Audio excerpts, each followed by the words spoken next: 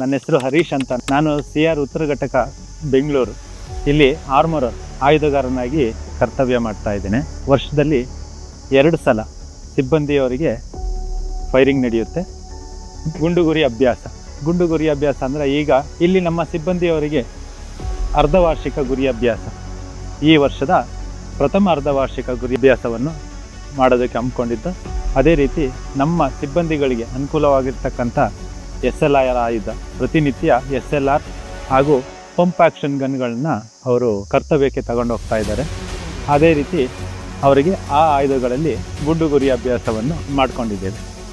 ಇದಾದ ನಂತರ ಅಧಿಕಾರಿಯವರಿಗೆ ASI ಇಂದ ಮೇಲ್ಪಟ್ಟ ಅಧಿಕಾರಿಯವರಿಗೆ ನಮ್ಮಲ್ಲಿ ಉಪಯೋಗಿಸ್ತಕ್ಕಂಥ ಪಿಸ್ತೂಲ್ ಆಯುಧದಲ್ಲಿ ಗುರಿ ಅಭ್ಯಾಸವನ್ನು ಮಾಡಿಸ್ತಾ ಇದ್ದೇವೆ. ಅದ್ರ ಜೊತೆಗೆ ಅಂಗರಕ್ಷಕರು ಗನ್ಮ್ಯಾನ್ ಕರ್ತವ್ಯ ಮಾಡ್ತಾ ಇರ್ತಕ್ಕಂಥ ಸಿಬ್ಬಂದಿಯವರಿಗೆ ಪಿಸ್ತೂಲ್ನಲ್ಲಿ ನಾವು ಫೈರಿಂಗನ್ನು ಮಾಡಿಸ್ತಾ ಇದ್ದೇವೆ.